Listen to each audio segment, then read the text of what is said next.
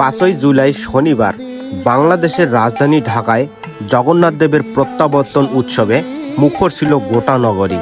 দীর্ঘ 9 দিন মাসির বাড়ি গুন্ডিচা মন্দিরে অবস্থান শেষে জগন্নাথ দেব, বলরাম ও সুভদ্রা মহারানী মহা জাঁকজমকভাবে রথে আরোহণ করে ফিরে আসেন নিজ গৃহে শ্রীমন্দির অর্থাৎ স্বামীবাগ মন্দিরে। ঢাকেশ্বরী জাতীয় মন্দির থেকে শুরু হয় এই পবিত্র প্রত্যাবর্তন যাত্রা। রথের চারদিকে হাজারো ভক্তের ঢল, কারো হাতে শঙ্খ, কারো কণ্ঠে জয় জগন্নাথ ধ্বনি। রথটি ধীরে ধীরে এগিয়ে চলেন ঢাকার রাস্তায়। ধূপদীপের গন্ধে, কীর্তনের ধ্বনিতে মুখরিত চারপাশ, যেন এক মোহময় আধ্যাত্মিক আবেশ।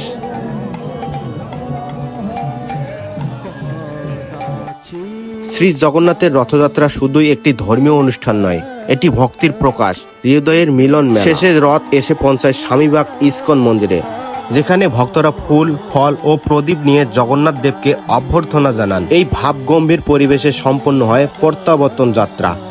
ভক্তদের হৃদয়ে রেখে যায় চিরন্তন আনন্দ ও প্রশান্তির বার্তা। জয় জগন্নাথ।